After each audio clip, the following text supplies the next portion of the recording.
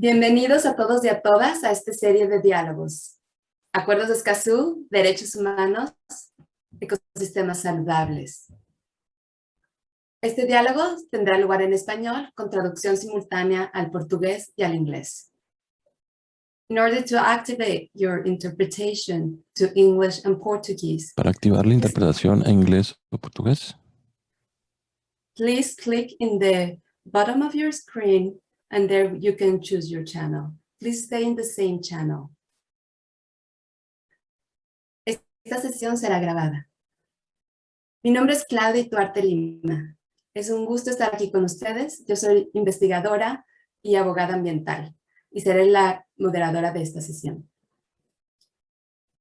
Esta serie de diálogos está organizada por el Programa de Gobernanza Ambiental en colaboración con la Universidad de Estocolmo, el Programa de Naciones Unidas de Desarrollo, el Hub de Latinoamérica y Caribe.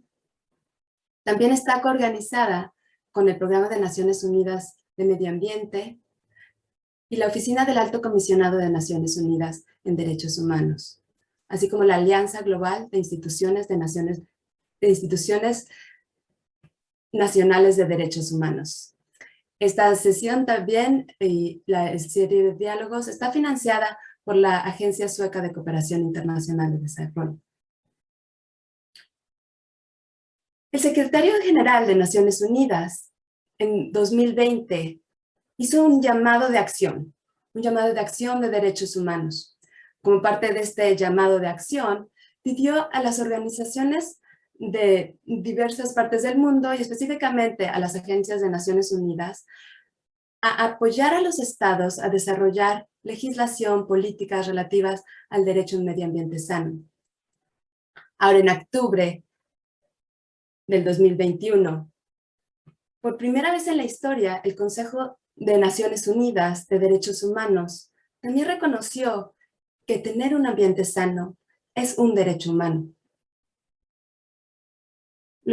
El objetivo de esta serie de diálogos será catalizar acción para implementar los acuerdos de Escazú en sinergia con tratados internacionales de derechos humanos, tratados internacionales relacionados con ecosistemas saludables y los objetivos de desarrollo sustentable.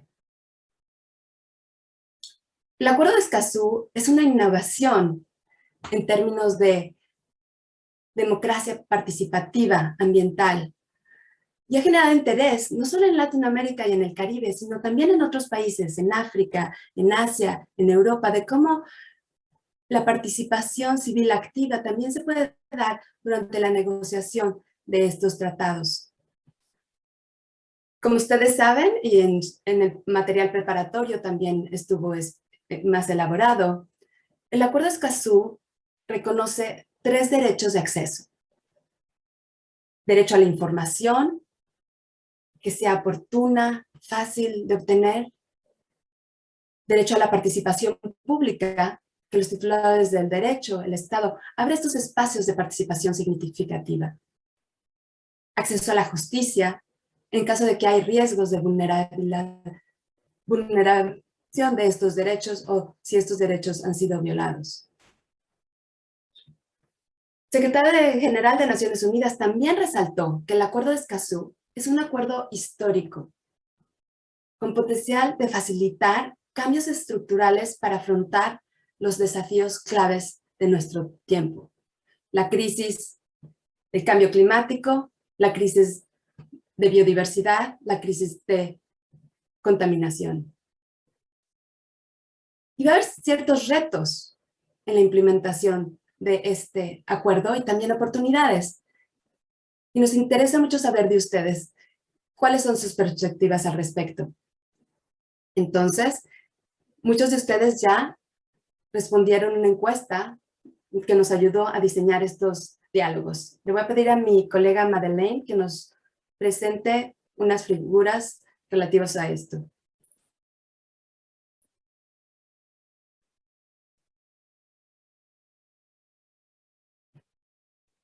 Podemos ver que en la mayoría, 54% de la legislación de las personas que respondieron a esta encuesta de Latinoamérica y el Caribe considera que existe la legislación adecuada sobre derechos de acceso.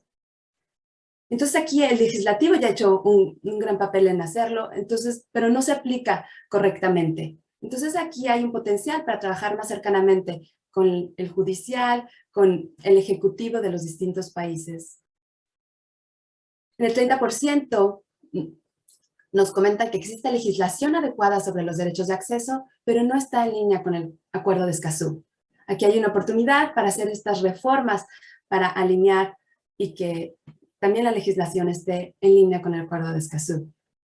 12% no existe legislación nacional sobre los derechos de acceso. Aquí puede haber un intercambio de experiencias entre estos países que ya lo tienen y estos países que estarán en proceso. La siguiente, por favor. También vemos que hay una falta de coordinación entre las iniciativas impulsadas por el Estado y las iniciativas de los titulares de derecho para abordar estos desafíos relacionados con el medio ambiente, como pueden ver. Entonces, aquí estaremos discutiendo cómo afrontar estos retos. Antes de darle la palabra a nuestros panelistas, queremos hacerle una pregunta a ustedes. Entonces va a aparecer en su pantalla la pregunta. Queremos saber de ustedes si su trabajo se centra en derechos humanos, si se centra en medio ambiente, en el nexo entre derechos humanos y el medio ambiente, o en algún otro tema. Vamos a dar un momento para que respondan.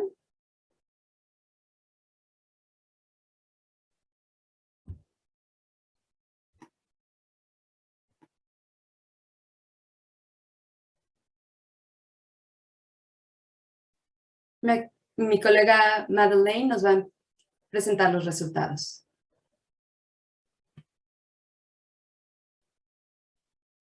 Bien, tenemos que la mayoría de las personas, su trabajo se centra en derechos humanos y medio ambiente, 54%. Tenemos otras personas que su trabajo se centra en medio ambiente, otros en derechos humanos. Aquí es un llamado a quienes estamos aquí, muchos somos expertos en este tema.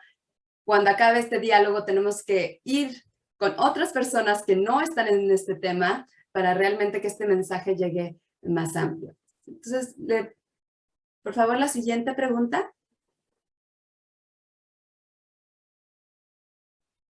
En su opinión, ¿en qué medida está difundido el conocimiento sobre el nexo entre los derechos humanos y los ecosistemas saludables en las instituciones estatales del país o países en los que trabaja?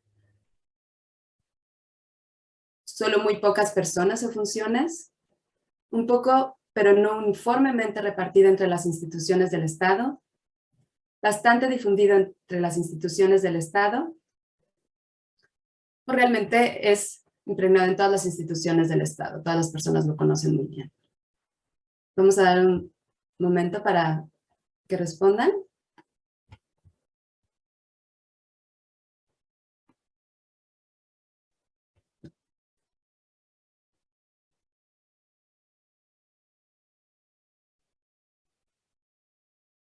Ok, si nos pueden mostrar las respuestas, por favor.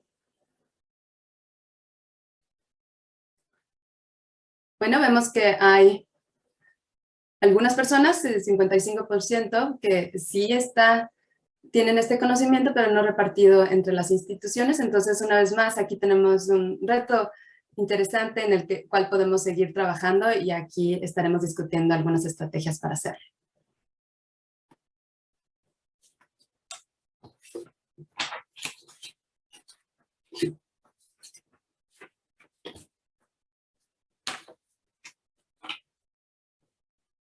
Bueno, ahora vamos a empezar nuestro panel. Vamos a empezar nuestro panel y quiero darle la palabra a Jairo Acuña Alfaro. Él es jefe del equipo de gobernabilidad del Programa de Naciones Unidas para el Desarrollo para América Latina y el Caribe. Él tiene amplia experiencia en temas de gobernanza, reformas del sector público, tiene títulos académicos de la Universidad de Oxford y de la Universidad Nacional de Costa Rica, entre otros. Le vamos a preguntar a Jairo, ¿cuáles son los elementos claves que deberían de incluirse en una narrativa común de los organismos de Naciones Unidas para apoyar la aplicación del Acuerdo de Escazú en sinergia con compromisos internacionales relativos a los ecosistemas saludables. Entonces, este vínculo, cómo los organismos de Naciones Unidas pueden apoyar. Y tienes la palabra, Jairo.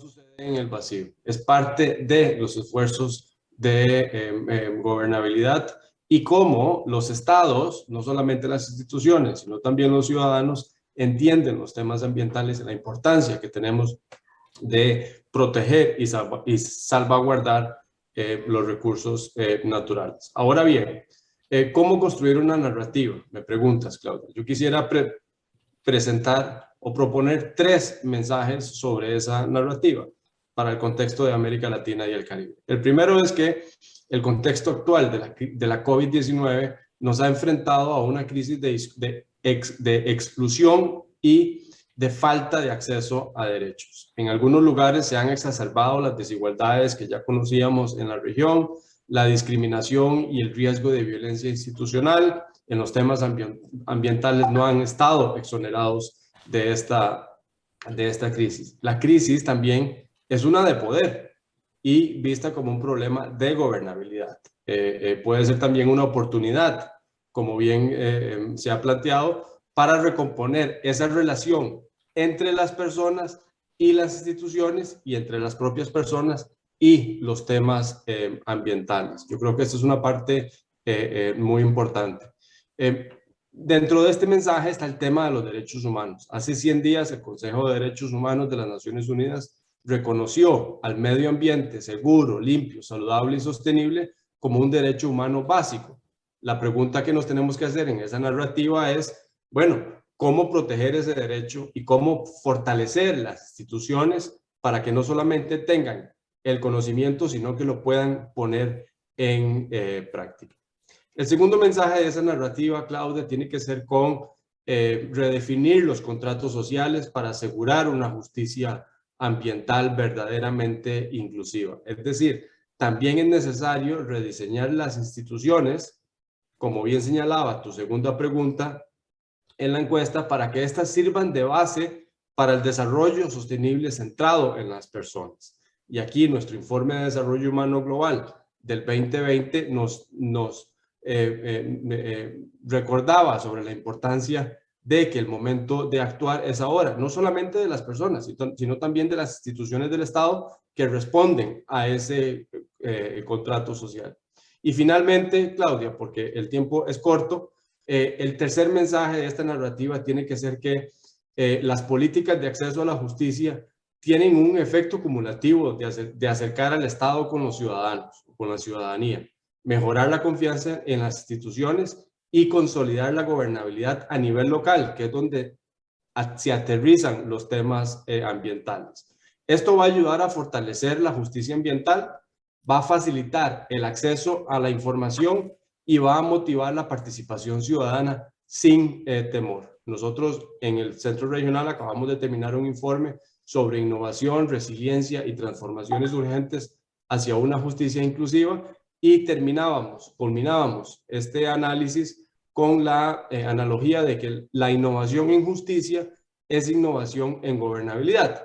Igualmente aquí, la innovación en justicia ambiental es innovación en gobernabilidad, es innovación en la renovación de un contrato social en América Latina que lo tenemos descompuesto, pero tenemos la oportunidad de recomponerlo.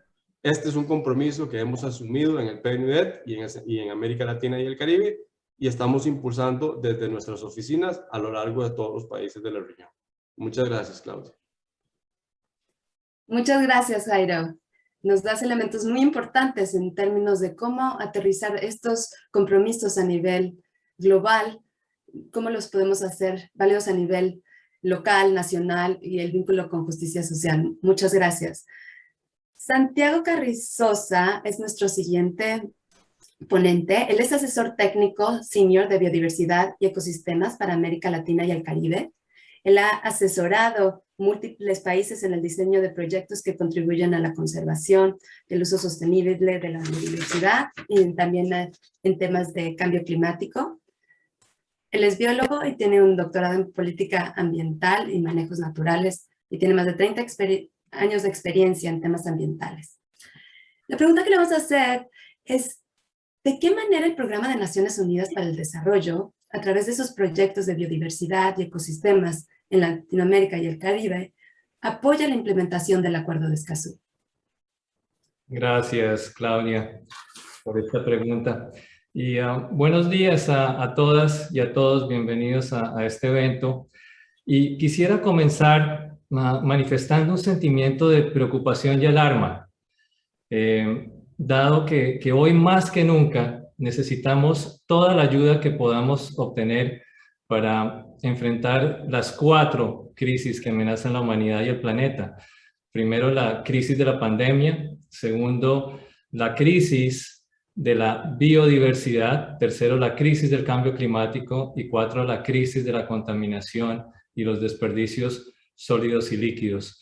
Y el denominador común que ha ocasionado estas 4 crisis somos nosotros, la humanidad. Y esta crisis son tan cercanas y tienen unos impactos tan severos que debemos resolverlos de manera conjunta. No podemos escoger una sobre la otra, ya que son crisis que amenazan nuestra existencia. Es casi como tener una batería muerta y una llanta pinchada en nuestro auto. Si arreglamos solo la llanta, seguimos varados y viceversa.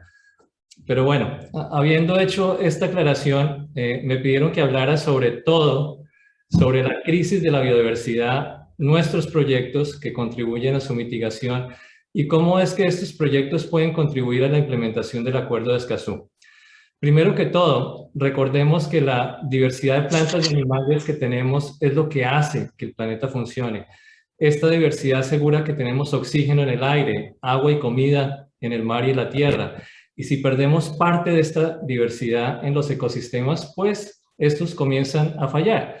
Y eso es lo que está sucediendo en este momento, no solo en América Latina, sino a nivel mundial. Sabemos que cerca de 1 millón de especies están en peligro de extinción y esto complica nuestro futuro todavía más. El cambio climático, la contaminación y los desechos sólidos son causas importantes de la pérdida de esta diversidad biológica, pero la mayor causa son los sistemas agropecuarios insostenibles. Estos son los responsables de cerca del 80% de la deforestación a nivel global y de la pérdida del 70% de la diversidad biológica en los ecosistemas terrestres y el 50% de la diversidad en nuestras aguas dulces. La minería es, por supuesto, otra causa importante, junto con la explotación maderera y las especies invasoras. La sobrepesca es otro factor que amenaza la diversidad biológica en el ambiente marino. Y los principales instrumentos de la comunidad internacional para atender esta crisis han sido los tratados o convenciones internacionales. Para el caso de la biodiversidad y los ecosistemas, tenemos la Convención de Diversidad Biológica que se convirtió en ley internacional hace ya 28 años, hace casi que una generación, es increíble. Y los 3 objetivos de esta convención son, primero, la conservación de la biodiversidad, segundo, su uso sostenible y tercero, la participación justa y equitativa de los beneficios derivados de la biodiversidad. Estos objetivos deben ser convertidos en realidad por cada país, con la ayuda del presupuesto nacional y recursos proporcionados por la comunidad internacional a través del Fondo Mundial para el Medio Ambiente y otros donantes privados.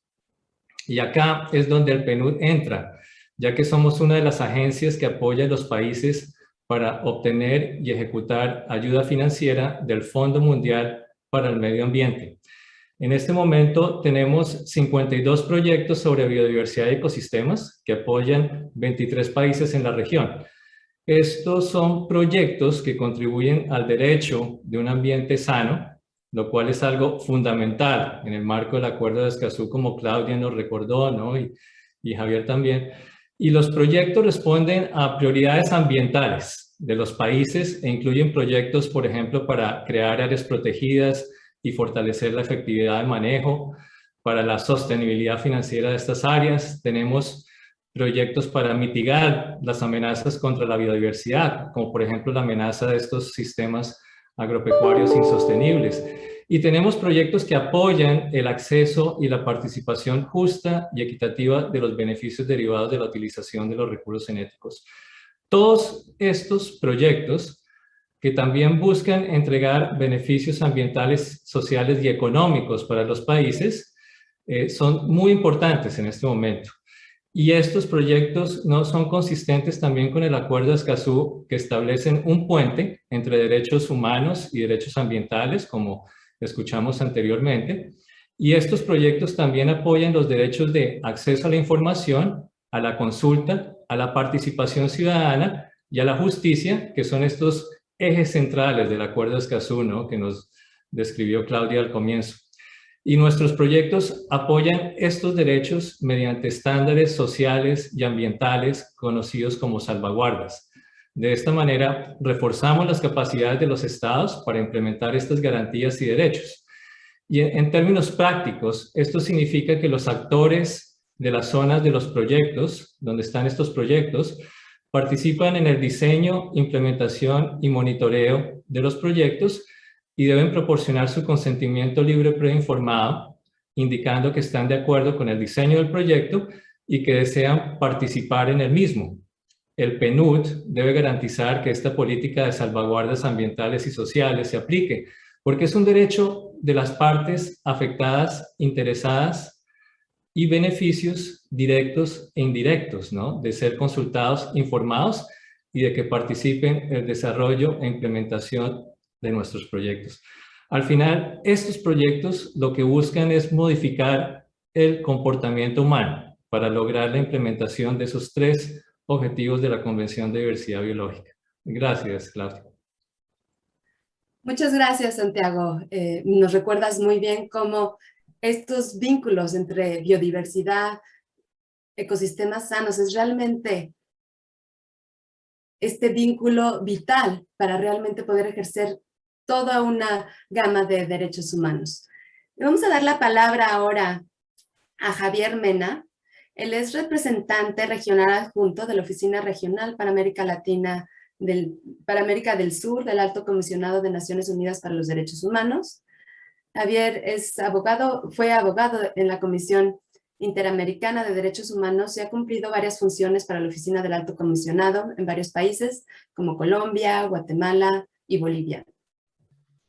Le vamos también a preguntar desde su propia perspectiva y experiencia, ¿cuáles son estos elementos claves que deberían incluirse en esta narrativa común de los organismos de Naciones Unidas para apoyar esta aplicación del Acuerdo de Escazú en sinergia con derechos humanos, en sinergia con estos tratados internacionales ambientales también? Javier, tienes la palabra. Muchas gracias, Claudia. ¿Se me escucha? ¿Se escucha bien? Sí. Ok, gracias por la invitación, tanto a la Universidad de Estocolmo también como al Centro Regional para América Latina de PNUD y al Programa de Gobernanza Ambiental, y gracias también por la pregunta. Y quería iniciar diciendo algo que ya lo mencionó Jairo, ¿no? El momento histórico sin precedentes que se está viviendo. Hace apenas 8 días, el 8 de octubre, el Consejo de Derechos Humanos adoptó la resolución histórica, la 4813, que reconoce el derecho humano a un medio ambiente limpio, saludable y sostenible. Y esto, sin duda alguna, es una victoria sin precedentes para las generaciones presentes y futuras y un paso importante para asegurar el disfrute de todas las personas de un clima seguro, estable, de ecosistemas saludables, de un medio ambiente menos tóxico, el acceso a la justicia ambiental y la participación en asuntos ambientales. Yo creo que esto hay que destacarlo enormemente porque realmente es un paso histórico. Y los países de América Latina y el Caribe han jugado un papel muy relevante en el desarrollo de esta visión. Y el logro más importante justamente y el más significativo es el primer tratado sobre temas ambientales de la región y el primero en el mundo en incluir disposiciones sobre defensores ambientales. Por supuesto, me estoy refiriendo al Acuerdo de Escazú. Y quisiera destacar al Acuerdo de Escazú como un instrumento vinculante, y esto es muy importante, que sea vinculante para la protección del medio ambiente, donde se destacan la justicia ambiental, la publicidad y la protección de los defensores del medio ambiente. Y como bien nos señaló nuestra alta comisionada, la señora Michelle Bachelet, que ante los daños de injusticias ambientales, instrumentos jurídicos como el Acuerdo de Escazú son una herramienta, son una de las herramientas más eficaces para responsabilizar a los estados, defender los derechos y proteger la salud de las personas y la salud del planeta. Sobre la pregunta concreta, quisiera mencionar sobre los vínculos entre el Acuerdo de Escazú, los tratados de derechos humanos y los derechos de las personas defensoras medioambientales. En relación a este punto, quisiera destacar el marcado enfoque en derechos humanos que tiene el acuerdo, a diferencia de otras declaraciones internacionales al respecto. También quiero destacar que el acuerdo logra avanzar en temas esenciales para la aplicación de tratados internacionales de derechos humanos que contienen normas más generales. Y quiero dar un ejemplo sobre, por ejemplo, el ejemplo es sobre el acceso a la justicia, pero que requieren de un tratamiento reforzado en materia ambiental junto a medidas específicas. En este sentido, el Sistema de Naciones Unidas ha reconocido al Acuerdo de Escazú como un instrumento normativo que complementa, refuerza y concreta los deberes de los estados en materia de acceso a la información, acceso a la justicia y participación de la sociedad civil establecidos en los instrumentos internacionales de derechos humanos. Por lo tanto, sus órganos podrían contribuir a su implementación, recomendando su aplicación al referirse a los asuntos del acuerdo, especialmente al evaluar el desempeño de los estados partes en los diálogos y exámenes de los órganos de tratados, informes, procedimientos especiales y el examen periódico universal. También se debe destacar los avances observados para reconocer explícitamente el derecho a vivir en un ambiente limpio y sostenible y la sinergia que se podría generar entre este reconocimiento general y las obligaciones específicas del Acuerdo de Escazú. Finalmente, también quiero destacar la especial preocupación mostrada por el Sistema de Naciones Unidas por la protección de defensores y defensoras de los derechos humanos y del medio ambiente, que se refleja en diferentes declaraciones del Consejo de Derechos Humanos y de la Asamblea General de Naciones Unidas, la labor que realizan los órganos y procedimientos de los tratados, la que realiza el relator especial sobre situación de los defensores de derechos humanos y la propia oficina de la alta comisionada. Y esto es especialmente importante, dado que Latinoamérica es considerada una de las regiones más peligrosas del mundo para quienes defienden el medio ambiente y la tierra, incluidos los pueblos indígenas y las comunidades afrodescendientes. Voy terminando.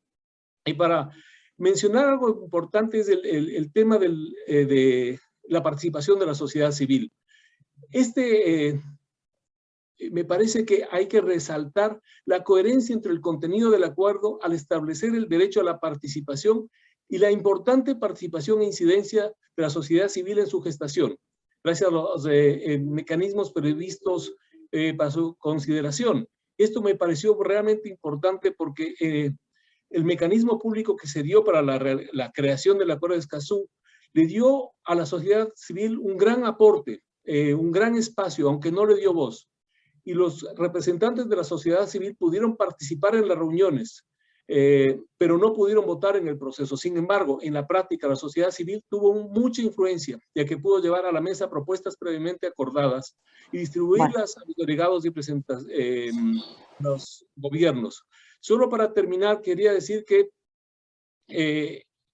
ahora más que nunca sería necesario un reconocimiento formal a un tratado universal y que el ejemplo que nos ha dado el Acuerdo de Escazú debería llevarnos hacia el deseo de larga data de tener un pacto global en el medio ambiente. El reconocimiento global del derecho humano tendrá muchos más beneficios tanto para las personas como para las comunidades que enfrentan violaciones de derechos humanos y los efectos de la crisis y catástrofe climática. Muchísimas gracias y perdón por haberme pasado un poquito. Muchas gracias, Javier, por tu presentación. Es sumamente importante resaltar los aspectos que señalas, incluyendo la situación de los defensores ambientales. De acuerdo a la organización Global Witness, en 2020 hubo más de 220 asesinatos a nivel mundial de defensores ambientales. Es una situación urgente y muy seria, habiendo vivido en varios países donde esta situación es muy crítica. Sé de primera mano lo que estás mencionando. En términos de los diferentes tratados que mencionas, bueno, también vemos cómo el Acuerdo de Escazú realmente está al frente de estas discusiones y otros países del mundo pueden aprender de estos procesos y nos da mucho gusto que en la inscripción vimos que hay mucho interés también de otros países en esto. Ahora le voy a dar la palabra a María Candela Zafiro Taquetti. Ella es abogada argentina especializada en diplomacia y servicio público internacional. Ella trabaja en la Oficina Regional del Programa de Naciones Unidas para el Medio Ambiente en materia de gobernanza ambiental y contaminación. Antes de esto, trabajó en el Departamento Jurídico del Ministerio de Infraestructuras de Buenos Aires, en Argentina. Entonces, María, desde tu perspectiva, ¿cuáles son estos elementos claves que crees que deberían de incluirse en esta narrativa común de los organismos de Naciones Unidas para apoyar esta implementación del Acuerdo de Escazú en sinergia con estos compromisos internacionales relativos a ecosistemas saludables? Tienes la palabra, María. Muchas gracias, Claudia. Antes de iniciar, me gustaría agradecer mucho por la invitación y la iniciativa que desde el PENUMA acompañamos con mucho gusto a la Agencia de Protección Ambiental de Suecia, a la Universidad de Estocolmo, al Learning for Nature y a UNDP. Me han solicitado que enfatice además también en el vínculo entre los derechos humanos y los derechos ambientales y en relación con los defensores de derechos humanos en asuntos ambientales. Antes de iniciar me gustaría resaltar lo siguiente: la entrada en vigencia del Acuerdo de Escazú es un motivo de celebración y representa un importante logro para la democracia ambiental, regional y mundial. El acuerdo busca garantizar un medio ambiente sano y facilitar el acceso a nuestros derechos de información, participación y acceso a la justicia en asuntos ambientales, y es un tratado ambiental y también un tratado de derechos humanos. Es el primer tratado, ya como han comentado, que contiene disposiciones específicas de protección de los defensores ambientales e incorpora un enfoque de derechos para enfrentar la triple crisis planetaria a la cual también han hecho referencia. El acuerdo se constituye sobre uno de los pilares de la gobernanza ambiental, el principio 10 de la Declaración de Río de Janeiro de 1992, y sobre las directrices voluntarias que fueron acordadas en 2010 a nivel mundial en el ámbito del Consejo de Administración del PENUMA, y se convierte en un hito para la gobernanza ambiental en la región al dotar en la misma de un estándar jurídico común. La entrada en vigor del acuerdo, que fue el pasado 22 de abril, en el Día Internacional de la Madre Tierra, que llama la atención precisamente sobre la urgente necesidad de restaurar los ecosistemas del planeta, y para hacerlo debemos lidiar con la triple crisis planetaria, el cambio climático, la pérdida de diversidad y la contaminación. Al reconocer el derecho a un medio ambiente saludable, el Acuerdo de Escazú es un poderoso instrumento para hacer las paces con la naturaleza y construir sociedades más justas, pacíficas, inclusivas y sostenibles en el marco del Objetivo 16 de la Agenda 2030 del Desarrollo Sostenible, del gran compromiso que ha asumido la comunidad internacional para no dejar a nadie atrás. Proteger a los defensores y permitirles administrar sus tierras ayudará también a abordar la triple crisis planetaria. Esto se debe a que las áreas gestionadas por los pueblos indígenas y las comunidades locales, quienes constituyen un gran porcentaje de los defensores, han demostrado constantemente que sufren menos degradación. Y este enfoque de derecho es importante en el marco de las negociaciones y la futura adopción del marco post-2020 de biodiversidad. Me gustaría también destacar lo siguiente: el Acuerdo de Escazú conecta los derechos ambientales con los derechos humanos de una manera muy clara, y esto es particularmente relevante en nuestra región, ya que nuevamente, ¿no? como se ha comentado, nuestra región exhibe los mayores índices de desigualdad e inequidad, y la vinculación entre lo ambiental y lo social es imposible de separar. El acuerdo pone énfasis en las personas y comunidades que se encuentran en situación de mayor vulnerabilidad, ofreciendo herramientas concretas para facilitar el acceso a sus derechos. El acuerdo cuenta con un objetivo central en su capítulo 1, mediante el cual establece la implementación del derecho sustentivo a un ambiente sano. Esto es algo que muchas de las constituciones de la región ya reconocen, pero no todas, y además es una contribución al camino recorrido a nivel global para el reconocimiento del derecho humano a un medio ambiente sano. Este reconocimiento formal por parte de los estados ayudará a elevar los derechos ambientales junto con otros derechos humanos reconocidos desde ya hace mucho tiempo, y ayudará también a la implementación sobre el terreno por parte de los tribunales, los ciudadanos y los gobiernos. Me gustaría volver a destacar lo que mis colegas ya han comentado, ¿no? El pasado 8 de octubre se produjo un hito a nivel internacional en esta materia, suscitado por el Consejo de Derechos Humanos de la ONU tras una decisión histórica luego de arduos años de trabajo, de incansable trabajo de las organizaciones de la sociedad civil, los pueblos indígenas, ambientalistas, activistas y todas las personas que han abogado por el pleno reconocimiento internacional del derecho humano al medio ambiente sano. La resolución invita a la Asamblea General de la ONU a considerar el tema para que la gobernanza mundial de gozar de un planeta sano se consagre como un nuevo derecho universal. Otro tema que me gustaría compartir con ustedes en estos minutos de intervención, ya finalizo, muchas gracias, es que el Acuerdo de Escazú se ha convertido en el primer acuerdo vinculante del mundo en contener disposiciones específicas de protección de los defensores de derechos humanos en asuntos ambientales en su artículo 9, reconociendo las dificultades que tienen las personas que lideran las luchas ambientales en la región a través del establecimiento de obligaciones y compromisos de los estados de promover, proteger y respetar el ejercicio de sus derechos en asuntos ambientales. Lamentablemente toma nota de una situación muy crítica y dura en nuestra región, que es la gran cantidad de ataques a los defensores ambientales, asesinatos y vulneración de los derechos humanos fundamentales de aquellos que están en la primera línea defendiendo nuestros derechos y los derechos del ambiente. Para finalizar, resaltar que en el ámbito regional, además de mencionar la adopción del acuerdo, los países han logrado grandes avances desde el punto de vista formal, con la creación de ministerios de ambiente, la protección del medio ambiente en la mayoría de nuestras constituciones, la adopción de leyes generales del ambiente y la creación en el ámbito de la justicia de tribunales especializados y áreas especializados en las procuradurías, lo cual busca elevar los estándares de protección de los derechos de nuestros ciudadanos en materia ambiental. Obviamente es un camino en el cual queda muchísimo por recorrer, es necesario seguir fortaleciendo las herramientas y sobre todo poner en la práctica aquellas que, si bien están reconocidas formalmente, no logran hacerse realidad en la vida de gran parte de la población, en particular de las personas que se encuentran en situaciones de vulnerabilidad. Muchísimas gracias, Claudia. Gracias, María. Nos das muchos ejemplos, como hay avances, hay retos en términos de jurisprudencia, por ejemplo, de países latinoamericanos. Otra vez, muchos países están viendo la jurisprudencia en el sentido de cómo tiene una integración de lo socioecológico, que no se divide entre, solo es un caso climático, solo es un caso de biodiversidad, sino viendo en la práctica realmente cómo están estos interactuando y cómo esa crisis, aunque es global, tiene manifestaciones muy locales, muy reales en la vida de la gente y de las poblaciones que muchas veces están en situaciones de vulnerabilidad, como mencionas, pero al mismo tiempo son agentes de cambio, llevando estos casos a la corte, organizándose de manera, en términos de participación, accediendo a información y los diferentes elementos que mencionaste. Ahora vamos a pasar a una sesión de preguntas y respuestas, esta parte de nuestro panel.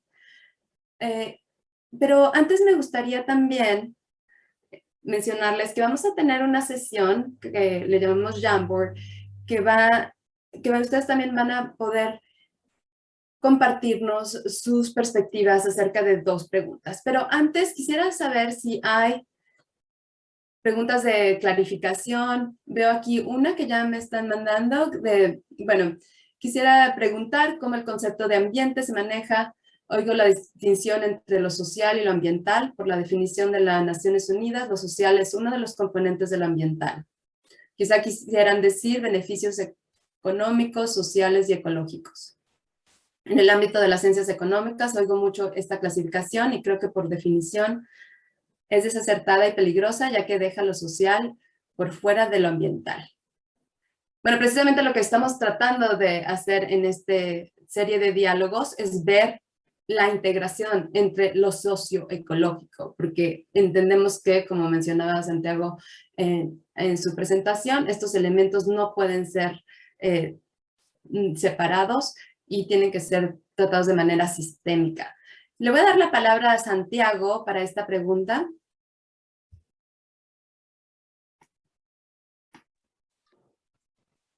Gracias, Claudia, por la pregunta y gracias a la participante por esta importante pregunta.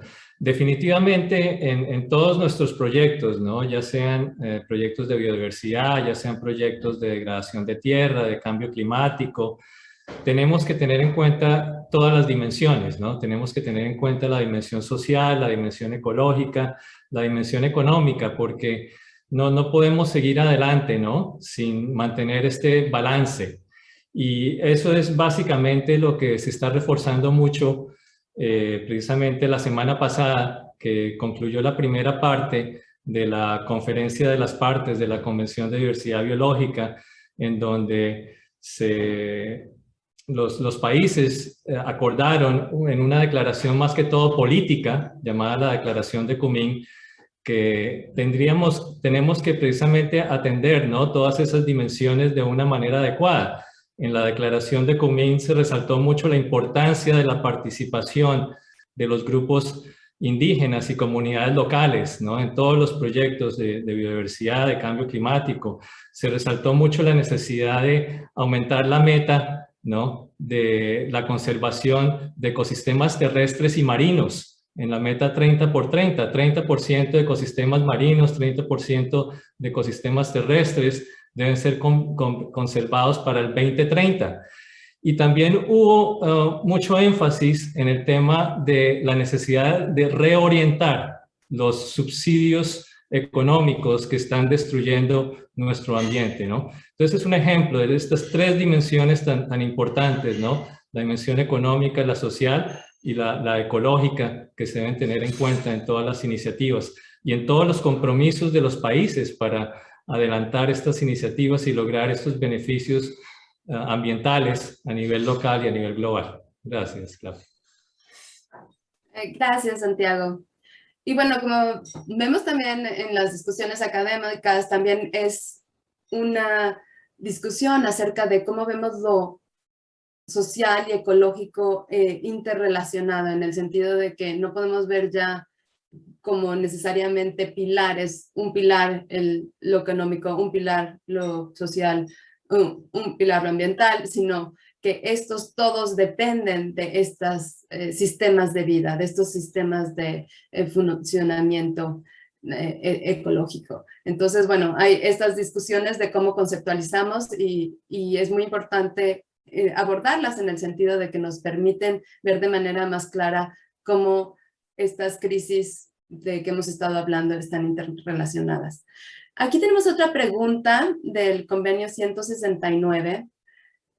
¿Cómo se conecta el acuerdo de Escazú? Considerando que pese a años de vigencia y reconocimiento de los países de este convenio, su aplicación no ha tenido la fuerza requerida para inclusión real y efectiva de los pueblos indígenas.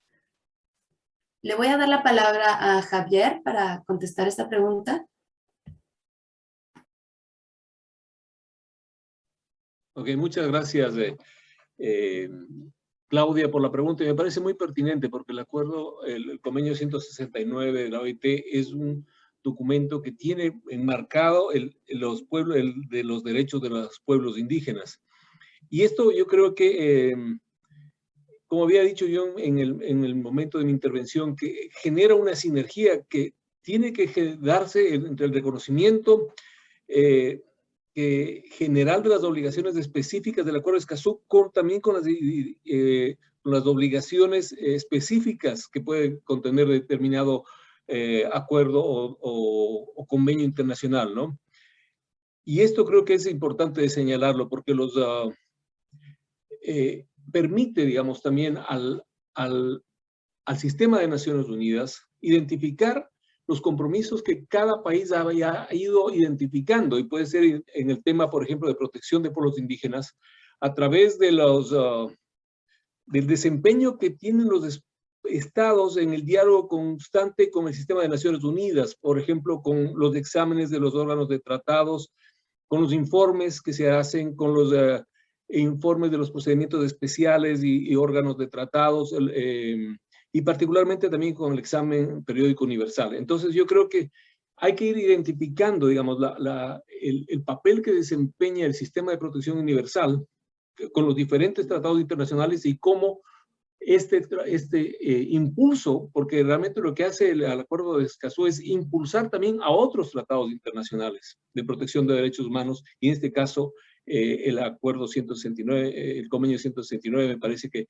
se refuerza ahora con un instrumento vinculante, y esto lo reitero, es vinculante para los países que lo han ratificado.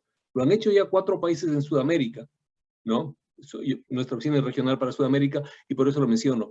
Y hay que tratar de que todos los países lo ratifiquen, porque realmente es un refuerzo a la protección de derechos humanos y del medio ambiente. Gracias. Muchas gracias, Javier. Y en términos de, bueno, los tratados internacionales que los países latinoamericanos y del Caribe son parte, todos son parte del Convenio de Diversidad Biológica que mencionó Santiago, y todos también son parte de ciertos tratados internacionales, como el Tratado de Derechos de los Niños, y como mencionas, el Acuerdo de Escazú refuerza todos estos instrumentos. Entonces es una oportunidad para fortalecer esa gobernanza ambiental que también nos mencionó Jairo en su intervención. Entonces aquí quisiera dar la palabra a Jairo también para hacer alguna reflexión en términos de estos derechos indígenas en la aplicación del convenio de Escazú y cómo se conectan. Claudia, muchas gracias. No, yo creo que ya los colegas Javier y Santiago han contestado. Yo creo que tal vez reforzar la importancia de que no es el tema ambiental en aislamiento al todo el contexto, ¿no? Yo creo que se trata también de cómo recomponemos ese contrato social y ese comportamiento con los temas ambientales. Lamentablemente, bueno, positivamente, por una parte se han dado avances importantes en temas de justicia ambiental, pero también lamentablemente este tema se ha convertido en uno de los catalizadores de una conflictividad social por esas mismas desigualdades y ese mismo irrespeto que se ha tenido a los temas ambientales. Yo creo que el acuerdo que estamos discutiendo, así como los marcos generales de cumplimiento de los temas de desarrollo, lo que apuntan es a ver cómo se fortalece la institucionalidad para responder a ese desafío. En la pregunta que tú lanzabas con la audiencia que estaba participando, ahí creo que quedó bastante claro, ¿no? Es importante darle la oportunidad a las instituciones para que puedan adaptarse, a innovar, a entender cuáles son estas nuevas dinámicas y cómo se responde a las personas más directamente afectadas o aquellas personas en una mayor condición de vulnerabilidad. La crisis que nos ha presentado la COVID-19 tenemos que entenderla también como una oportunidad para redefinir ese contrato social. Y esa redefinición de ese contrato social pasa por dos avenidas, por decirlo de alguna forma. Pasa por la recomposición de nuestra relación con la naturaleza y cómo respetamos esos recursos naturales, pero segundo, cómo respetamos el desarrollo centrado en las personas, los derechos humanos. Muchas gracias, Jairo. Y bueno, aquí tenemos más intervenciones de la gente que está con nosotros en este diálogo. Entonces, bueno, aquí dicen que hablar de lo socioecológico es un avance. Por otra parte, como decía mi compatriota argentina, hay mucha normativa y jurisprudencia y ahora tenemos el Acuerdo de Escazú, lo celebro, pero ya la normatividad, bueno, ya existía con las constituciones nacionales, etcétera. Entonces, bueno, aquí hay otra pregunta también, que lo que se está cuestionando es que la normativa está, pero hace falta cumplirla, como vimos también en la encuesta que hicimos, 54% diciendo que, bueno, esta falta de Estado de Derecho ambiental. Entonces le quisiera dar la palabra ahora a María para que nos diga su perspectiva respecto a esta pregunta. Muchas gracias, Claudia, y muchas gracias por la consulta. La verdad es que es algo muy importante que tenemos que empezar a visualizar. Creo que no pasa solamente en los temas ambientales, sino que en toda nuestra región hay un inconveniente entre la normativa que tenemos y también cómo la llevamos a la práctica, cómo la implementamos. Creo que hay también toda una coordinación que debe haber entre lo estatal, entre la participación de la sociedad civil, entre la participación de los sectores, del sector privado.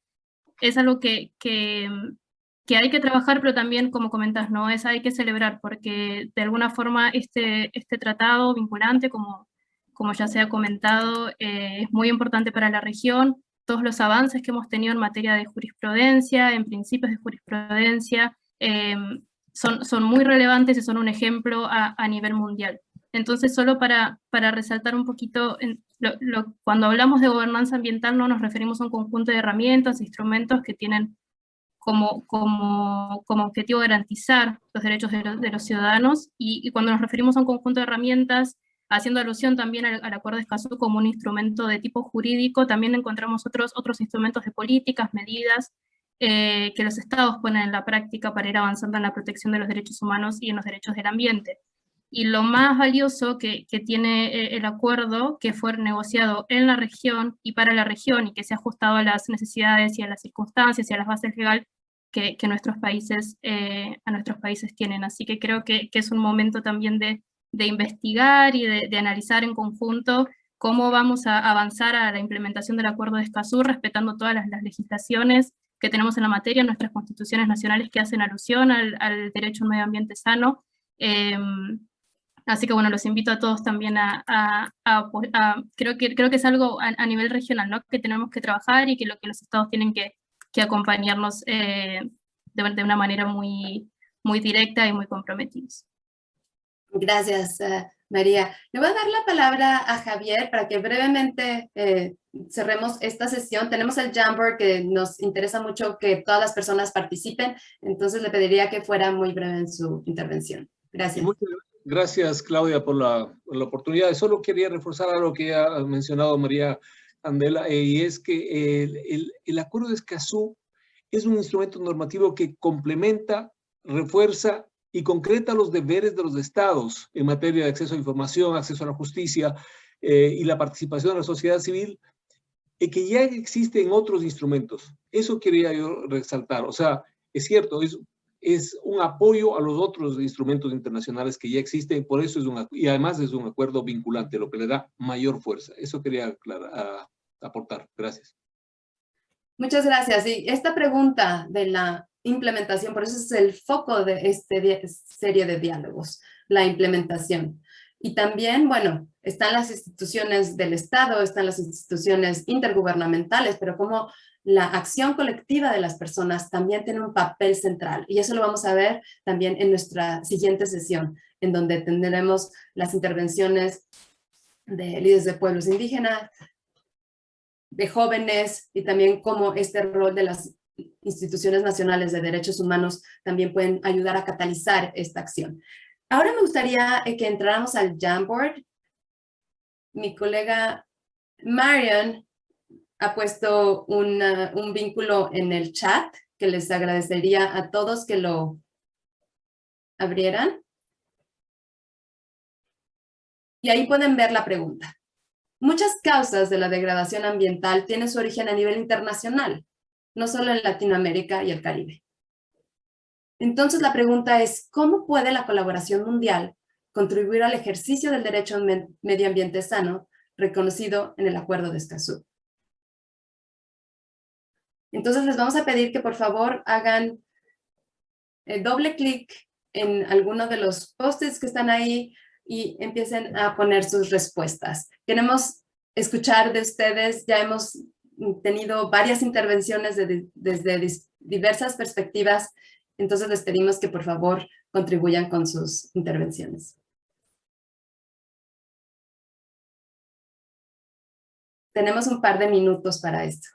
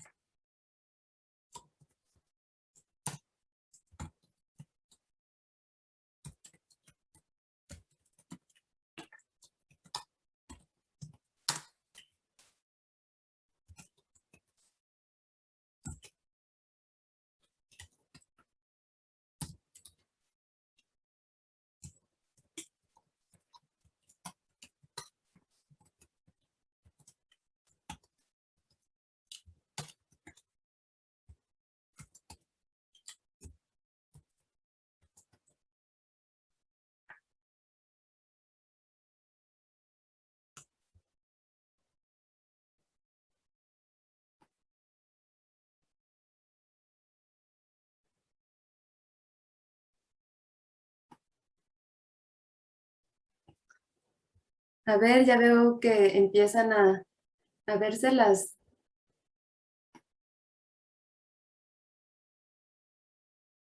algunas de las respuestas.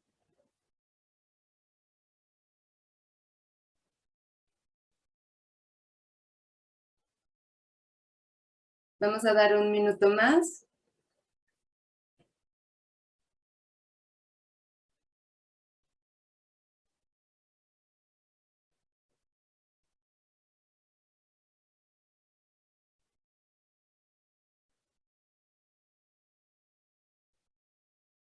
Okay. Bien, las personas que hayan estado ya pensando en sus preguntas, pueden hacerlo de manera anónima. Si lo ponen, se presentará de manera anónima, o también pueden poner su nombre al lado del post-it si quieren que identifiquemos quién escribió. Bien. Voy a empezar a resaltar algunas de ellas, que las empresas transnacionales puedan ser demandadas en sus países de origen para remediar e indemnizar cuando contaminen en un país distinto. Otra es revisión de las políticas económicas y su relación con el medio ambiente. ¿Qué hacer con aquellas economías? Son básicamente extractivistas y responden a la demanda internacional. Bueno, esta es una pregunta que también podemos abordar en nuestra siguiente sesión del panel. Continuar la colaboración de manera cercana y efectiva. Paneles de incidencia con las autoridades estatales y las organizaciones de la sociedad civil. Redes de apoyo local, regional, internacional. Y bueno, tenemos, por ejemplo, la iniciativa del Programa de Naciones Unidas de Medio Ambiente, que apoya específicamente a los defensores ambientales. Entonces, bueno, ya tenemos aquí específicas iniciativas con las que se podrían vincular. Trabajo con las empresas transnacionales, mineras, petroleras, para respetar las leyes y normas nacionales, crear espacios de discusión y para fomentar el respeto de las decisiones de los pueblos indígenas. Aquí tenemos una en inglés, la voy a traducir. Intercambiar experiencias para realmente implementar la justicia ambiental y aprender acerca de otras partes del mundo. Crear tribunales ambientales regionales cuando los ciudadanos no pueden tener resoluciones en sus países. Aquí hay uno de nosotros como indígenas cuidamos al medio ambiente. Hace falta mayor conocimiento sobre los territorios de parte de los estados y las organizaciones civiles, escuchar más la voz de quienes vivimos en el territorio y vivimos estas realidades. Bien, pues tenemos muchas intervenciones. Aquí nos aseguraremos que estas también son recopiladas y que van a ser reflejadas en el reporte final de este evento. No tenemos aquí tiempo de ir a toda esa riqueza, pero también si tienen algunos otros, pueden ponerlos en los post-its y nos aseguraremos de que estos sean considerados. Vamos a seguir a nuestra siguiente pregunta. En la parte de arriba hay una flecha y si pueden apretar en el lado derecho de esa flecha, les va a aparecer la siguiente pregunta. ¿De qué manera la participación pública de las mujeres, los jóvenes, las minorías y otros grupos contribuye a obtener resultados positivos tanto para las personas como para la naturaleza? Eso es interrelación entre lo socioecológico para realmente ejercer toda esta serie de derechos humanos. Derecho a la salud, a la alimentación.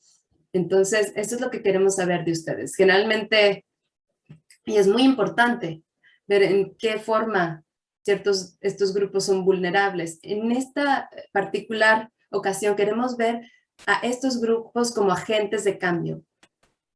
Y vemos que en muchos casos en Latinoamérica tenemos muchos ejemplos y en el Caribe, como estas personas están haciendo cambios. Entonces queremos escuchar acerca de sus perspectivas en términos de esta pregunta. Entonces tenemos un minuto para reflexionar y luego les pediremos que empiecen a poner sus respuestas.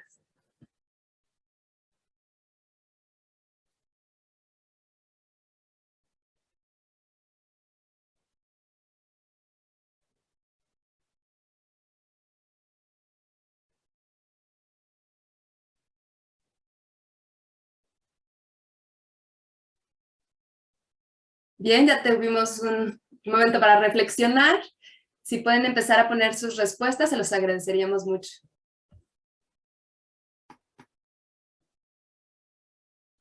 Aquí tenemos una respuesta. Las políticas públicas deben ser integrales e incluir la perspectiva de todos los ciudadanos que se ven afectados por los temas de la naturaleza. Incluir la perspectiva de las mujeres y jóvenes y minorías contribuye a tener un acercamiento integral a estos problemas.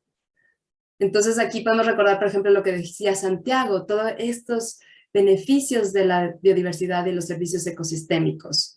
Es muy rico y tiene una gama muy amplia, y en la medida en que consideramos todos estos beneficios, esas contribuciones que la naturaleza nos da, bueno, también tenemos muchas más oportunidades de ejercer el derecho a un medio ambiente sano, y no solo para generaciones presentes, pero sino también para generaciones futuras.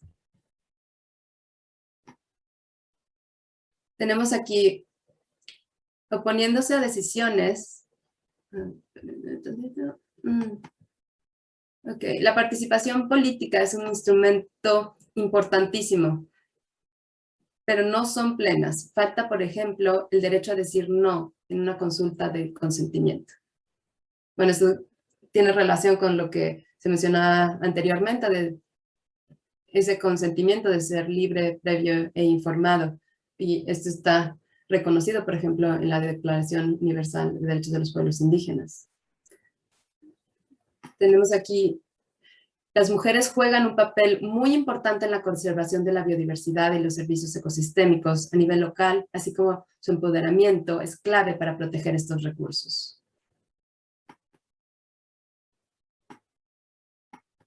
Tenemos aquí otro, las mujeres y grupos minoritarios enfrentan desafíos distintos ante el cambio climático. Su participación se hace fundamental para aterrizar verdaderas soluciones. Exactamente, el cambio climático está afectando todas esas contribuciones de la naturaleza a las personas. Entonces, como esa participación a nivel local también puede generar alertas tempranas de muchos de estos impactos, que gente que vivimos en las ciudades ni siquiera nos estamos dando cuenta. Entonces tenemos mucho que aprender también de la gente que vive en el bosque, que vive en el desierto, que vive en los diferentes ecosistemas, para unas soluciones verdaderas que realmente aterricen en la práctica. Y tenemos aquí otro, repensar la inclusión de propuestas en términos reales, que logren permear las estructuras y definiciones ya establecidas desde los estados. Entonces, esta reflexión de que, bueno, las legislaciones, las políticas que se desarrollan a nivel estatal tienen que también tener información de las realidades locales, de cómo la participación pública es lo que hace finalmente también esta interacción entre titulares de deberes y titulares de derechos, trabajar conjuntos para llegar a soluciones creativas. Aquí dice, contribuye a tener una perspectiva vinculante desde los diferentes grupos sociales y que sean realistas, o sea, que se adapten a la realidad.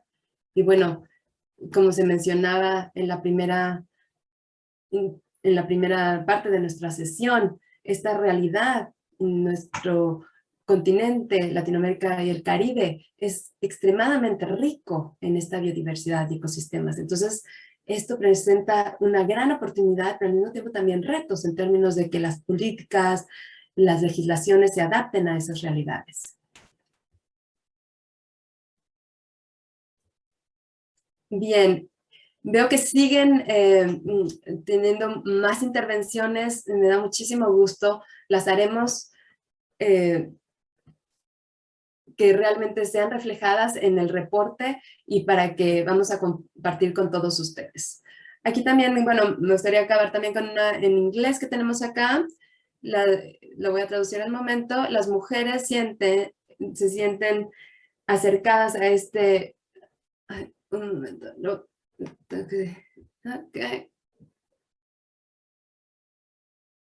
ok. Las mujeres sienten esta conexión con la madre tierra, con estos ciclos del agua, con este medio ambiente,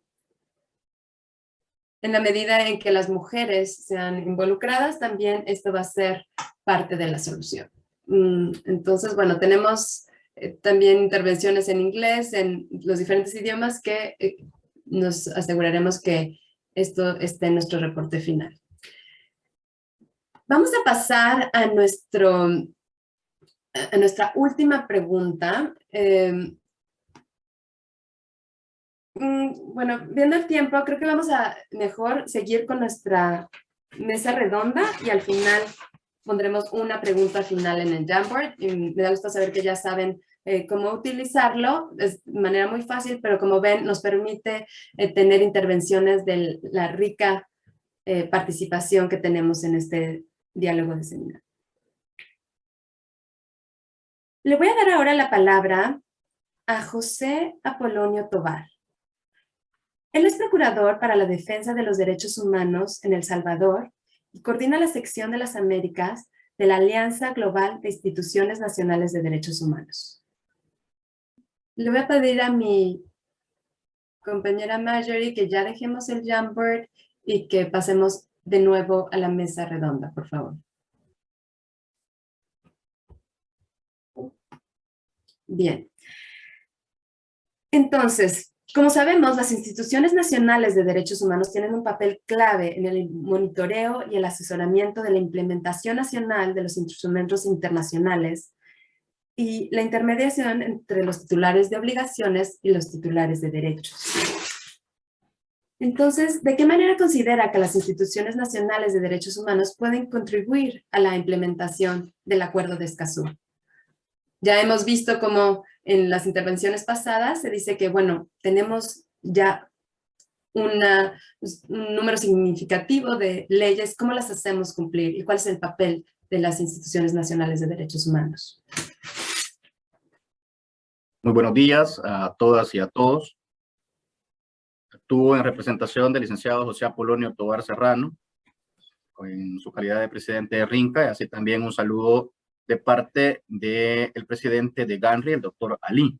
Mi nombre es José David Sandoval y por motivos de agenda, el Procurador de Derechos Humanos no ha podido acompañarnos esta mañana y me ha delegado la función para poder compartir con ustedes la pregunta y la interrogante que hasta el momento están realizando. Tengan buenos días.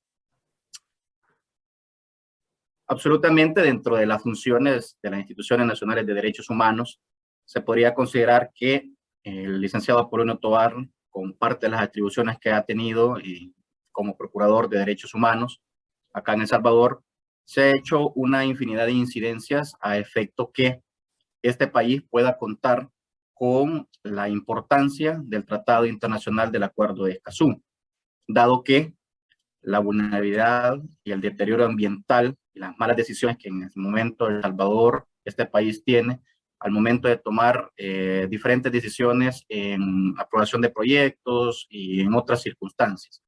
Las incidencias que desde la Procuraduría se han hecho, lastimosamente, pues han sido en vano desde el punto de vista específico en lo que es El Salvador, dado que a la fecha este país no cuenta, pese a ser parte de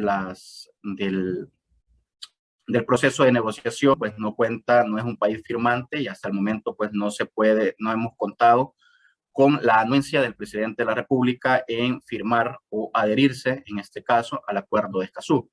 Sin embargo, desde los derechos humanos, desde la Procuraduría para la Defensa de los Derechos Humanos, el procurador ha incentivado a través de la Junta de Medio Ambiente y a través de las diferentes delegaciones departamentales a incidir en la importancia que radica contar con este tratado internacional. Contamos con 13 delegaciones departamentales y en las 13 delegaciones departamentales se trabaja de manera en base a la incidencia para poder manifestarles a los habitantes sobre la importancia que radica este Acuerdo de Escazú. Definitivamente hemos tratado desde la Procuraduría para la Defensa de los Derechos Humanos indicar a los gobiernos locales, en este caso al Ministerio de Medio Ambiente, en este caso al propio Estado salvadoreño, en el órgano ejecutivo, si bien es cierto, se cuentan con diferentes normativas que abarcan la columna vertebral del acuerdo, como es acceso a la justicia, acceso a la participación ciudadana, la importancia que radica este acuerdo internacional referente a ese punto específico que tiene en proteger a los defensores de derechos de medio ambiente. Me llamaba la atención sobre la consulta que hacía, cómo se conecta con el convenio 169.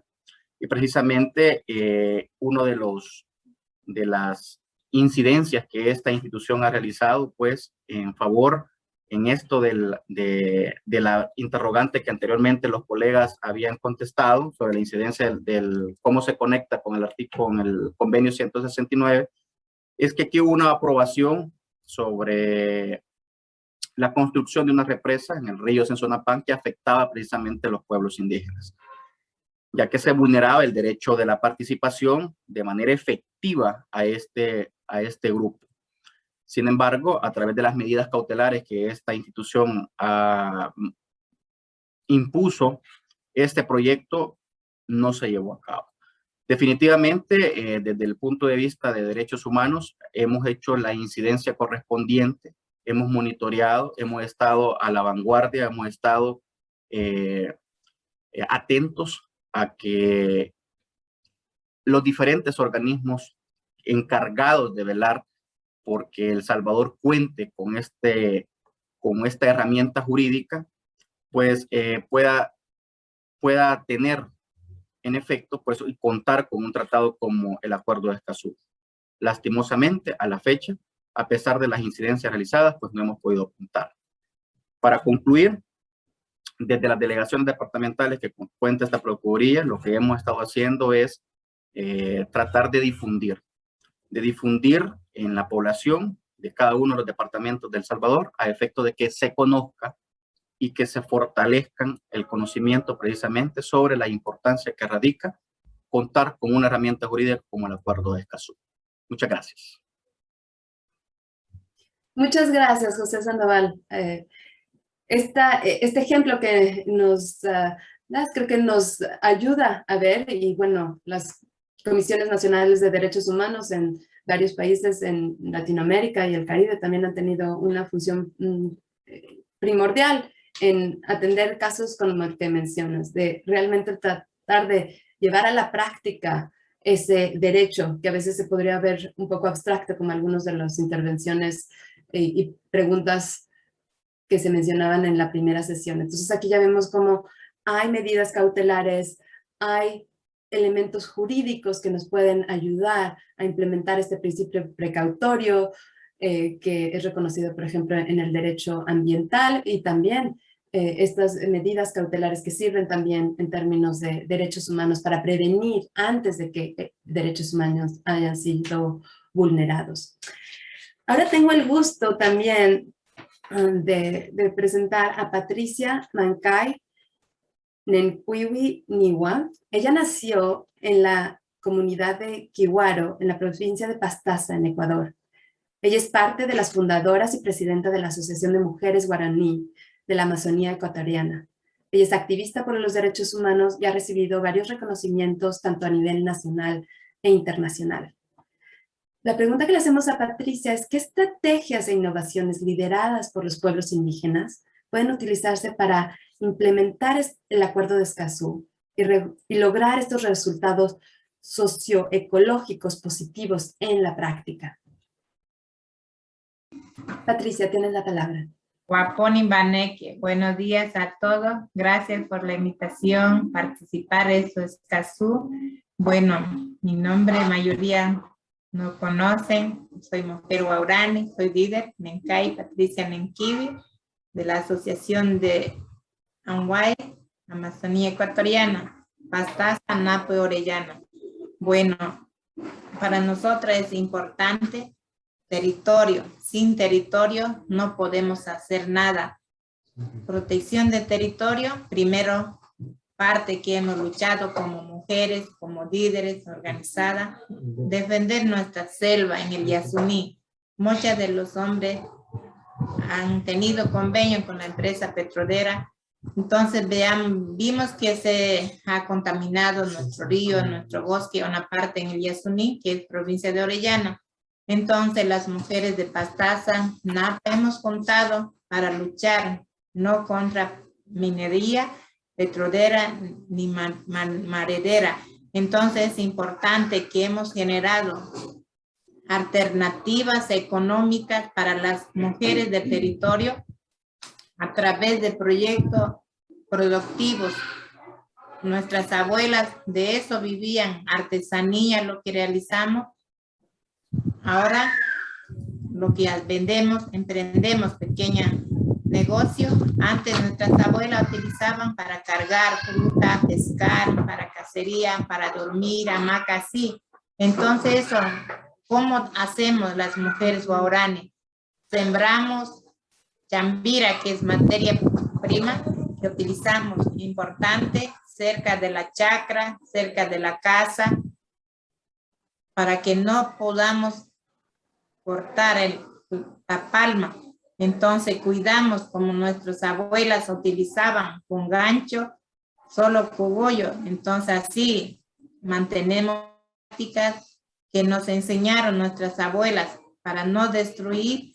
Entonces los marelabres también es importante para hacer casa, para hacer canoa. Entonces todo eso hacemos viveros y volvemos a sembrar cerca de la casa, en la chacra, donde tenemos nuestro producto. Eso es lo que hacemos. 100 años, 500 años que vivían nuestros abuelos, nuestros padres, nunca destruían nuestro bosque. Han vivido sanos y nada de enfermedades. Entonces ahora vemos que ha cambiado tema de recién que pasó COVID-19. Muchos de los guaraní se enfermaron, se sanaron con medicina ancestral, porque nuestros abuelos, nuestras abuelas sabias enseñaron cómo hay que utilizar, mezclar con otras medicinas. Entonces así, muchas de las compañeras dirigentes que tuvieron en la Shell enfermaron y casi murieron en hospital. Dijeron que no podían hacer, ya no hay oxígeno, mandaron sacando. Pero las compañeras dirigentes de salud pudo sanar a esa compañera haciendo oxigenación con vaporización de hoja, medicina natural, y así salvaron las compañeras. De 3 provincias solo hubo muerte porque tenían dificultad de otras enfermedades, 2 mayores y un joven. Eso es lo que falleció, lo que llevaron al hospital Gozande. Los que quedaron en la comunidad se salvaron. Eso es lo que hemos hecho, podido trabajar desde comunidades. Y también lo que hacemos las mujeres de la asociación de 3 provincias y las socias, especialmente las abuelas y las compañeras, que trabajamos en la reforestación de áreas dañadas, las plantas nativas. Por ejemplo, las frutas que podemos consumir, recolectar y sembrar cerca de la chacra o días donde que destruyen agua. Todo eso parte estamos enseñando a nuestras mujeres, nuestras jóvenes, para que puedan mantener y que sigan viviendo los bosques. Mayor parte en la Amazonía hemos conservado. En el Yasuní, nadie de otra parte tiene en nuestro Ecuador. Entonces ha sido un maravilloso trabajo de las mujeres que estamos liderando. También tema territorio. Hemos estado al frente liderando procesos de TICA para que sea reconocimiento de nuestra nacionalidad guaraní. Las mujeres hemos estado al frente y se registró nuestro territorio de guaraní, que era TICA. Entonces ha sido importante que las mujeres hemos llevado también a articular el trabajo del Estado y las organizaciones, universidades privadas que junten, podamos ayudar, organización civil, las nacionalidades que vivimos, quienes están al frente trabajando en las comunidades día a día, cuidando nuestra selva, nuestros animales, el agua. Entonces todo eso ha sido nuestro trabajo y hacer conocer cómo vivimos día a día. Entonces desde eso, desde la casa, nuestros hijos, nuestras familias, desde escuela tenemos que ir enseñando para que sepan para qué sirven el agua, para qué sirven los bosques. Entonces eso es importante para nosotras como mujeres guaraní, también generar económicamente a nuestras familias las necesidades que tienen. Si esperamos sin hacer, nadie nos va a dar construyendo. Ese es nuestro mensaje, nuestro trabajo que hacemos como mujeres Waorani. Muchas gracias. Waponi Baneke. Muchas gracias, Patricia. Queda muy claro cómo se relaciona las primeras presentaciones que vimos en términos de estos servicios ecosistémicos, esas contribuciones que la naturaleza nos da de manera muy concreta con lo que tú nos decías, estos conocimientos tradicionales que son reconocidos en el Convenio de Diversidad Biológica, que bueno, como nos decía José David Sandoval, hay muchos retos en términos de estos países, incluso algunos que no han firmado o ratificado el Acuerdo de Escazú, pero estos países, todos los países de Latinoamérica y el Caribe son parte del Convenio de Diversidad Biológica y son parte de otros tratados como decía anteriormente, Convenio de los Derechos del Niño o de la Convención en contra de la Discriminación de las Mujeres. Entonces, el papel central que tú presentas de las mujeres y en términos de estas medicinas tradicionales y cómo todo eso ayuda al ejercicio del derecho a la salud, me parece sumamente importante. Vamos a tener la intervención ahora también, antes de pasar a las preguntas, de Paloma Costa Olivera. Ella es miembro del grupo de jóvenes que asesora el secretario general de Naciones Unidas. Es una joven activista de Brasilia e investigadora de la Clínica Jurídica de Derechos Humanos. También esta es una intervención conjunta con Máximo Mazzocco de Eco House Global. Máximo Mazzocco es el fundador y director general de Eco House. Es una organización ambientalista liderada por jóvenes con una gran cantidad de voluntarios en América Latina. Entonces, Paloma y Máximo tienen la palabra. Un gusto la invitación. Bueno, yo creo que el acuerdo igual viene en una buena hora, ¿no? Especialmente en una región como la nuestra, que está entre las que más amenaza el trabajo y la vida de los socioambientalistas acá en la región. Y me da mucha pena que países, por ejemplo, como el mío, Brasil, no se hayan comprometido tanto con el acuerdo como deberían. Pero nosotros como juventud seguiremos impulsionando la acción y una democracia participativa, con una participación efectiva en que todos estén inclusos en el proceso de toma de decisiones. Y la participación efectiva está basada principalmente por 3 puntos principales. O sea, un acceso a la información que esté ahí transparente, una educación de calidad, que es por esto que nosotros, los jóvenes y los niños, estamos y hemos abogando por todo el tiempo, y un espacio para que nosotros podamos participar, que igual es algo que nosotros venimos construyendo bajo nuestras organizaciones, bajo nuestros paros, bajo todo el proceso que venimos participando. Entonces, yo creo que como parte de esta intervención, estaría súper bueno que las personas igual pudieran como poner esta participación, la participación de los jóvenes, de los niños, como una educación de calidad, como una de las principales cosas que este acuerdo viene a promover. Y bueno, en este sentido doy la palabra a Maxi igual para que igual me pueda completar. Ok, ¿qué tal? ¿Cómo están? ¿Todo bien? Muy buenas las intervenciones, muy interesantes, estamos aprendiendo mucho entre todos y todas.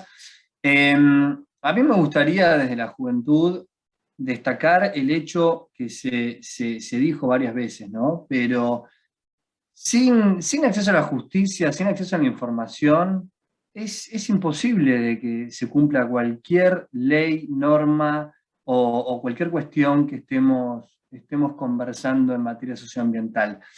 A mí, humildemente, me parece que todavía como humanidad y sobre todo como región, la mayoría de las personas no hemos comprendido la crisis climática y ecológica. Todavía no la tenemos, no somos conscientes del problema que tenemos por delante. Y seguimos sacando leyes, y para que se cumplan hay que cambiar la matriz completa, productiva y de consumo. No es que sacamos una nueva ley ambiental y automáticamente se adaptan todas las demás leyes. En Argentina, por ejemplo, un país de Latinoamérica y el Caribe, cada vez que sacamos una ley, la número 25.000, 26.000, 27.000, y todas las anteriores, ¿qué pasó? O sea, hay que actualizar toda la matriz, porque todo depende del ambiente. Entonces es muy complejo, es muy complejo. Nosotros sacamos una ley de cambio climático, y primero que no se educó a toda la población al respecto. Segundo, el acceso a la información es nulo, prácticamente nulo, porque nosotros hemos pedido información permanentemente como organización de la sociedad civil. No nos llega nunca, y si nos llega tarda 2 años. Entonces, ¿cómo dan las cuentas? Si solo hablamos, por ejemplo, en términos de crisis climática, y tenemos muy pocos años para reducir las emisiones. ¿Cómo dan las cuentas si yo estoy esperando hace 3 años que me respondan un mail? Un mail con información, estoy esperando hace 3 años que me respondan. Ahora, si eso lo traducimos a la justicia, o sea, si yo además hago una demanda, porque no se cumplen todas las leyes que tenemos, ¿cuánto va a tardar en que haya alguna persona incriminada? Y además, yo no estoy accediendo a la justicia para que haya un culpable. Yo estoy accediendo a la justicia porque está en juego la habitabilidad del planeta Tierra. No es que yo voy a estar contento si una persona nada más termina en la cárcel o paga más o menos. Y no hay un monto de dinero que pueda compensar la destrucción del ecocidio. No, eso no se puede compensar con dinero, además. Entonces, estamos ante una crisis legal absoluta. El sistema absoluto legal que tenemos mundial, y vamos a la Máximo, muchísimas gracias. Me voy por las ramas. No. Listo.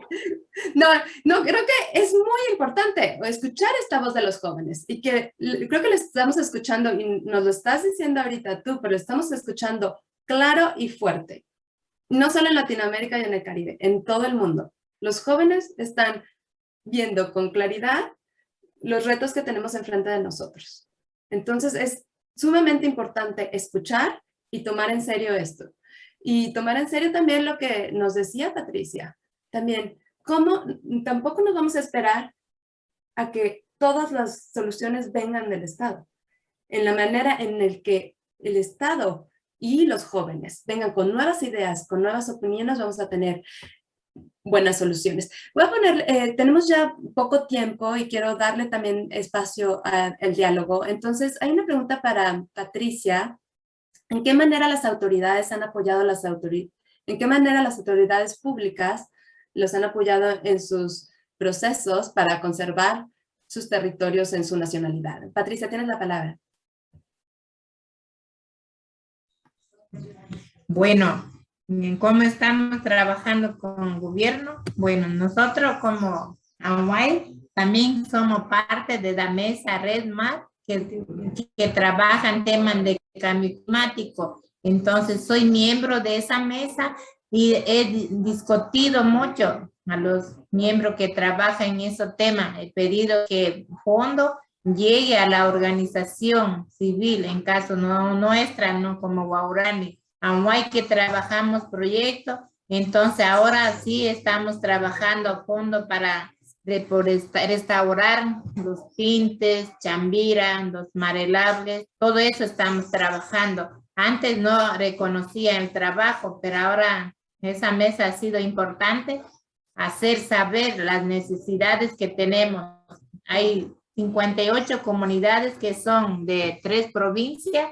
Ahora estamos avanzando con proyectos, 27 comunidades, nos faltan casi la mitad de las comunidades para que todas las familias puedan beneficiar como el resto de las comunidades que estamos trabajando a mi nacionalidad, especialmente a las mujeres, a los abuelos que no tienen fuente de trabajo. Gracias. Gracias, Patricia. Y bueno, una pregunta y un comentario que se vincula también acerca de lo que Paloma y Máximo estaban mencionando, es como aquí debemos reconocer un quinto crimen internacional similar al genocidio, crímenes de lesa humanidad, crímenes de guerra y crímenes de agresión. Hay todo un movimiento para reconocer este crimen de ecocidio y bueno, en el chat pueden encontrar más información al respecto. Y entonces, bueno, vamos a abrir también si hay otras personas que quieran tener alguna pregunta final. Bueno, aquí que buena intervención de los jóvenes, en donde se nota mucho más apremiante la crisis, los tiempos se acortan, la paciencia también. Entonces, bueno, tenemos que esta crisis es urgente, la tenemos que abordar de manera sistemática y con la colaboración y acción colectiva de todos. Le voy a dar la palabra a nuestros últimos ponentes para que nos digan una última reflexión, para que cerremos esta serie de diálogos. Simplemente esta sesión van a continuar. Tenemos otras 2 sesiones que van a venir. Las siguientes mañana los invitamos a que nos ayuden a difundir esta posibilidad de todavía inscribirse hasta la siguiente sesión, que es mañana, para continuar con este diálogo que ha sido extremadamente rico. Y bueno, me gustaría comenzar oyendo de Paloma y Máximo. Rápidamente, algo que ustedes también escucharon, todas las presentaciones que se hicieron desde la mañana. ¿Alguna reflexión final? Algo que quisieran decirles, algo con lo que quisiera que todos nos quedamos. Paloma, tienes la palabra. Gracias. Bueno, yo creo que desde nuestra parte, representando acá a los jóvenes, creo que lo más importante que podemos dejar de todo lo que hemos escuchado es que sí se necesita un espacio que pueda incluir a todos y que todos puedan participar y que siempre podamos reflorestar ahí las mentes, los corazones, para que la gente igual pueda tener un espacio productivo de creatividad y que se pueda ahí alcanzarnos los resultados que queremos y que, bueno, que nos escuchen, además de escuchar, pero que nos den el espacio y que nos protejan, porque somos los más vulnerables y vemos toda la situación como un todo. Me sumo express con un gran énfasis a la necesidad urgente de educación para la sostenibilidad y para el desarrollo ecosistémico. Sin educación no vamos a hacer los grandes cambios que necesitamos, porque si no conocemos las leyes que tenemos, no conocemos cómo acceder a la justicia, no conocemos cómo acceder a la información, es muy difícil que esto avance. Así que invertiría muchísimo en educación como juventud. Un abrazo. Muchas gracias. Aquí la intervención de los jóvenes. También me gustaría escuchar de José David Sandoval si tiene alguna reflexión final.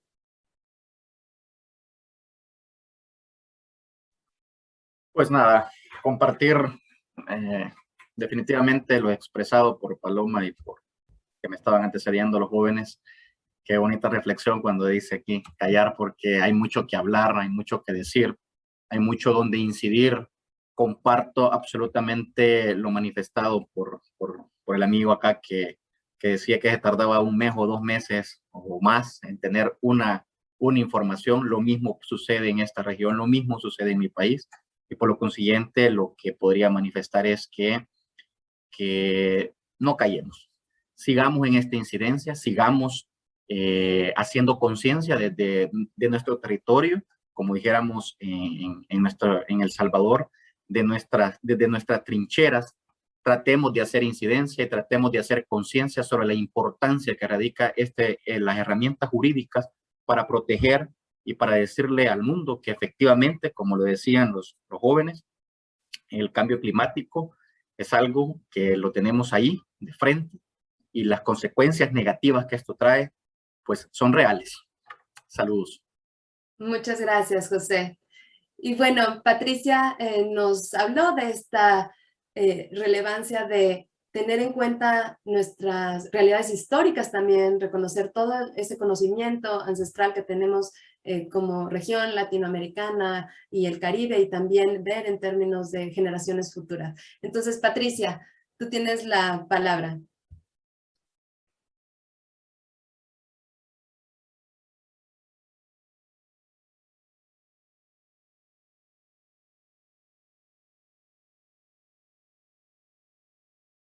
Patricia, no te escuchamos.